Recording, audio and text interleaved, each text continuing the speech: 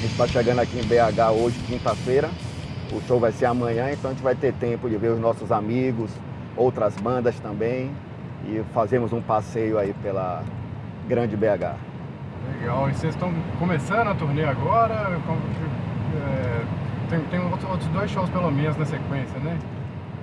Isso, esse giro agora que a gente está fazendo vai ser assim, praticamente o início da nossa tour para o ano que vem, né?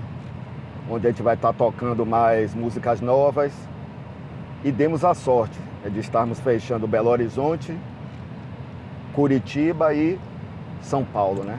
Em São Paulo a gente já tocou já uma caralhada de vezes. Em Curitiba eu creio que é nossa terceira vez lá, ou então segunda vez. E é isso aí. BH que vai ser o pontapé aí pra gente fazer esse giro pelo Brasil e mundo afora aí. E aí, tocando nessas 3 cidades, vocês voltam para Salvador? Isso, após esses shows, né? Aqui no Brasil mesmo, a gente vai fazer um gira pelo Nordeste. Pô, nosso Nordeste que é tão carente. E essa crise econômica aí, mas a gente deu uma facilitada nas coisas, é pra gente poder tocar, né? Em nossa região. Eu tô gravando também um projeto meu, né, pessoal, que ainda era segredo, mas agora eu tô revelando aqui em primeira mão, no caso, para vocês. Onde eu vou chamar, no caso, alguns amigos, para estarem participando. E é isso aí. Já tem um nome, assim? Qual que é o estilo, a proposta desse projeto? Esse meu projeto, ele vai ser mais cruzão, ele vai estar levando o meu nome, né? Vai ser mais direto. Eu creio que a galera, no caso, vai curtir esse trampa que vai ser lançado pela Brazilian Ritual. E ele será lançado em vinil. Vai ser uma coisa assim, que eu quero mais coesa, mais assim, com espírito dos anos 80, né? A gente não vai deixar que ele seja lançado em CD e pouco menos tenha essas músicas no YouTube, nessas merdas, no caso, digitais aí. Não vai ter nada disso. Pode-se dizer que é um projeto solo? Isso, é um projeto solo que vai levar meu nome mesmo, no caso, Beelzebub, né? Legal.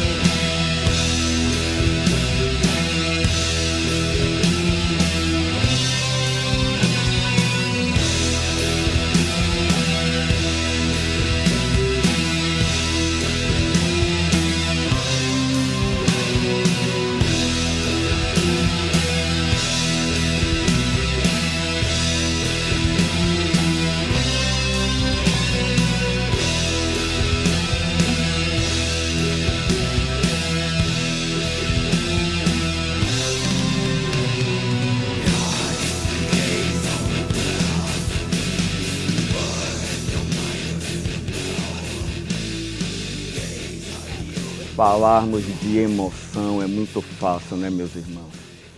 Falar de sensações é um pouco difícil. O que nós estamos sentindo ao estarmos aqui, onde o sarcófago fez aquela foto monumental que inspirou o Mystify a fazer a foto, a tal enfadonha e nefasta foto do Wicca, né? Onde nós pegamos uma cruz, tocamos fogo, jogamos sangue de animal e botamos um Cristo empalado, né? Estamos aqui onde o sarcófago começou tudo. Acho que a humanidade não tem consciência do que foi o INGE em nossa época. Esse legado que BH deixou não só para o Brasil, mas sim para toda a humanidade. Uma foto que foi feita em 1986, em 1987, isso não importa. Isso foi muito tempo antes de vir uma febre de merda, que o black metal se entupiu de pessoas medíocres, querendo ser mais que as outras, pela simples cor da pele. Muito ridículo isso e muito estúpido. Quem fez sabe o que fez. Não foi em cima de matar o amigo, por covardia e por inveja. venceu na cena por talento, por garra e gana, coisa que poucos têm. Inspiração, meu nobre, porra, eu cresci ouvindo Sepultura, né? Ouvindo o Bestial Devastation, mais o Morbid Visions. E eu era doente pelo Sepultura. Aí quando apareceu o Sarcófago, as cartas vinham, pô, Armando, apareceu uma banda aqui agora, Sarcófago, que é tretada com o Sepultura. Aí eu, que nada, esses filhos da puta, eles vão se fuder. E quando eu ouvi o INRI, foi amor à primeira vista. Quando eu vi a capa, que porra é essa? E quando eu traduzi as letras, né, do INRI, caralho, velho, o cara tá fazendo sexo com a Virgem Maria. Esse cara é um doente. Quem é esse cara? Antichrist, que fez a letra que o Sepultura toca até hoje, apesar que eles mudaram o título lá, Antichrist, né? Então, Belo Horizonte, Minas Gerais, Sepultura, Sarcófago, Mutilator, Chacal, Amon Hammer, essas bandas tiveram assim, um grande impacto, assim, minha pequena formação é como músico e como um mero amante de música extrema, né? Rapaz, a cena da Bahia sempre foi assim, uma cena mais extrema, né? Mas nós começamos com o heavy metal da banda Crânio Metálico, que foi uma banda que, apesar de não ter gravado nada, deixou um legado histórico fudido. Tinha o Thrash Massacre. Após o Thrash Massacre veio o Red Hunter, né? Aí depois veio Chemical Death, Necrolust, a gente. Isso. O Mystify talvez tenha dado mais sorte, galera, por estar no lugar certo, na hora certa, feito os contatos certos. Nós lançamos o nosso primeiro álbum pela Hellion Records e a Cogumelo abraçou, né? Nosso grande amigo Paulo Lisboa morou aqui em Belo Horizonte e ele disse a gente, Armando, o Wicca fica na parte dos vinis importados, não fica na parte dos vinis, né, nacionais, não. E a gente não tinha nem noção disso, né? A gente em Salvador, a gente ficou meio preso. Levou assim um certo tempo, certos anos, até que o Mystify conseguisse quebrar a barreira de Salvador, né? Quando que foi isso? Nós lançamos o nosso compacto de estreia em 1991, né? Pela Maniac Records, que foram vendidas bastante cópias para a Cogumelo e para a Hellion Records. Aí a Hellion nos abraçou para nós lançarmos o nosso debut álbum Wicca. E depois foi o selo gringo, Osmose Productions, que entrou em contato com a gente. Meu irmão ouviu o compacto de vocês, pirei e quero lançar o Guetia. Mas foi uma época assim, como é que a gente pode dizer, que era aquela coisa, que amigos se reuniam, né, montavam a banda e aí começavam na escola. Nosso baterista aqui tocou em várias bandas de João Pessoa. Dentre elas, né, o Medicine Death. Diego também tocou em várias bandas, é membro hoje do Infested Blood. Teve uma banda de black metal também. O Evoke de 95. Inclusive eu tô até com um projeto de fazer uma regravação aí, regravar ontem. A gente fez umas quatro músicas de época e não gravou, né, na época. Porra, aí foi na época que eu fui morar nos Estados Unidos por um ano e acabou que a banda terminou, né? Que é eu que mantinha a banda em pé. Aí acabou que ficou para trás, mas tem uns planos aí de próximo ano aí, gravar esse play aí do Evoke, de voltar aí. Fudido. Meu nobre, sobre a cena do Brasil para a cena internacional. É incrível, talvez nós possamos falar em educação, em evolução, mas foi foda, cara, que veja que Belo Horizonte tinha uma cena fodida, que os festivais enchiam e que o Venom tocou aqui, Exciter tocou aqui. Várias bandas vieram para, né, o Mineirinho, né, tocar aqui. Tocamos, galera, na Noruega. Após o Dimmu Borgir, a gente não sabia o que esperar. O que esperou foi que o Dimmu Borgir deve ter tocado para quantas mil pessoas ali? Umas 5 mil pessoas, e a nossa sala era uma sala menor. Aí o Dimmu Borgir terminou o show e a nossa sala deveria caber assim, umas 3 mil pessoas. E aí pronto, nós tocamos, o público deu um feedback da porra. Tinha um brasileiro lá, fudido até chamado Armando, que ele disse, Armando, eu nunca vi o público daqui tão ávido por uma banda brasileira como vocês. No show do Dimmu Borgir, tá todo mundo assistindo o show, né? Braço cruzado, olhando assim. O Dimmu Borgir ia lá, trocava de roupa 10 vezes. E a galera assistiu o show, assim. O show da gente, a galera fez moche, bateu no outro, foi foda. Foi aquela energia que a gente não esperava, não. E se a gente só veio saber anos depois que muitas pessoas não conseguiram mais entrar, é que a segurança barrou. Aí, o foco da questão era para o Brasil estar nesse nível, pagando pau para as bandas nacionais, o público comprando material, prestigiando os shows. Não, né?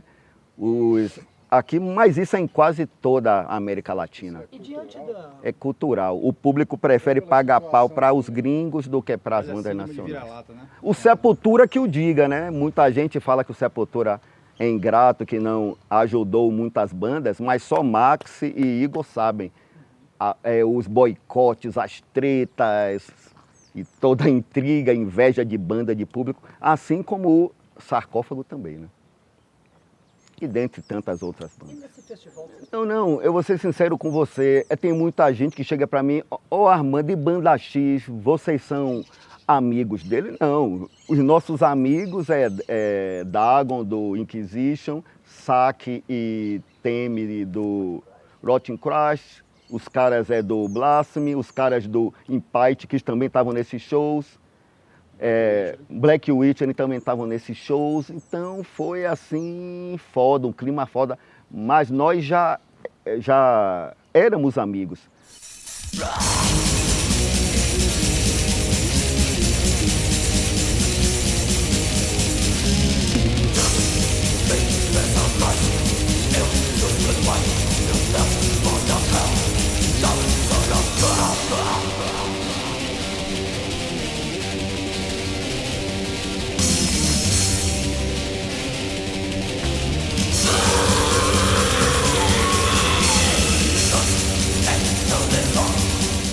Tamo junto. Rei BH, Rei Minas Gerais.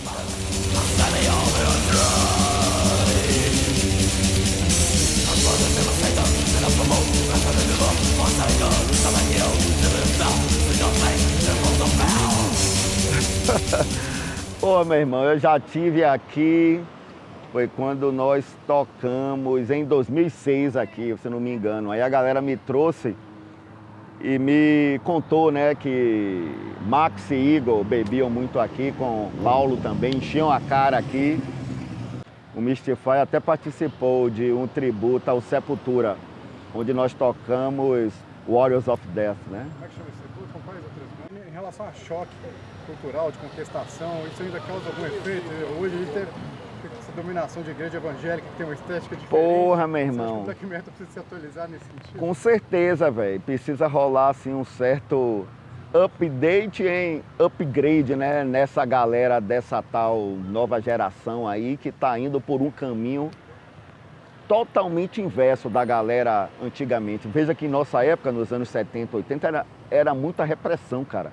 Você iria pensar duas vezes, para usar uma cruz invertida, para abrir a boca e soltar assim uma blasfêmia, né? Imaginei, no caso aqui, o futuro, principalmente do meu país, Brasil, antes da América Latina, que seria um estado de evolução, onde as pessoas seriam mais cultas, livres da religião, livres da dominação político-religiosa, mas não, cara, nós estamos regredindo, por incrível que pareça.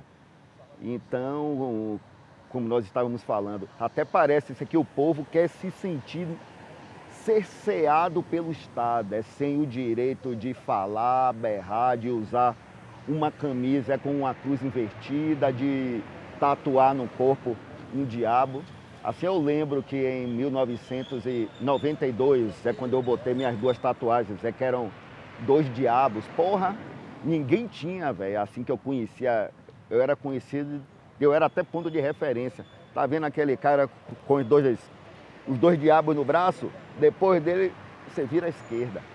E hoje em dia, as pessoas parecem que querem isso, que a polícia chegue, como a polícia fazia nos anos 70, 80, né? Ô, cara, você tá com tatuagem, mano? Que tatuagem é essa aí? É de caveira, de não sei o quê? Né? Você é maconheiro, você é drogado?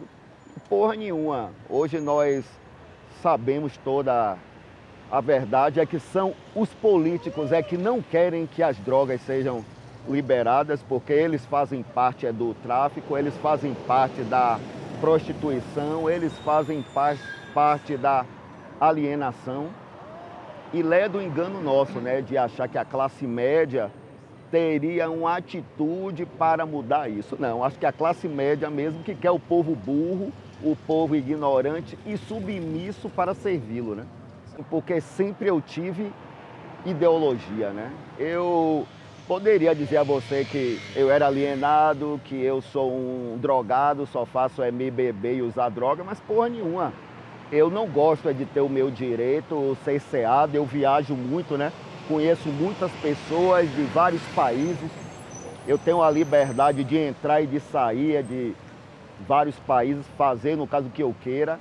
E realmente, veja que nós agora estamos lutando para tirar o nosso visto, para os Estados Unidos, certo? E eu já disse aos produtores, vai ser a primeira vez com essa merda desse governo de lá, que a gente vai dar entrada no visto. E se for negado, acho que só quando toda essa merda terminar lá pelos Estados Unidos é para ir merda. E eu tive um sonho, que o Brasil fosse diferente. A merda do militarismo não trouxe porra nenhuma. O sistema de governo civil presidencialista continuou a mesma roubalheira, a mesma merda. E agora nós estamos indo por um caminho escuro que eu não sei onde vamos parar. O papel do black metal, meu irmão, é de ser mais radical ainda, de ser mais incisivo ainda. Agora o caso é que as coisas mudaram, né, meu brother? Hoje em dia nós vemos pessoas que nem deveriam tocar black metal, tocando black metal por uma questão financeira e de fazer dinheiro, verdadeiros espertalhões. E aí que eu paro e sempre me pergunto a meus amigos, cara, você daria a chave do metal extremo a quem? A Max Cavaleira, que já tem aí puta anos aí no metal, ou naquele bastardo do Burzum, que abre a boca para dizer que nem toca mais black metal. Isso é muito perigoso e eu sei que a grande maioria vai dar a chave àquele filho da puta. A chave não, o direito de fazer merda. E assim, uma coisa que nós brasileiros temos que fazer, respeitar os nossos ídolos, porra. Respeitar quem tem história acima de qualquer coisa. Por exemplo, esse tal ídolo nosso, esse tal ícone, no caso do metal, o cara é a favor disso ou daquilo, deixa lá, velho. A ideia do cara é um problema dele, mas não. Hoje eu vejo que a galera quer até julgar as bandas antifa, bandas anti-antifa, banda pronazi, banda não vai tomando o cu, cambada de porra. Isso é foda, velho. Espero que... Eu não sei onde vamos parar, mas eu vejo que o Brasil está meio que regredindo, cara, sinceramente.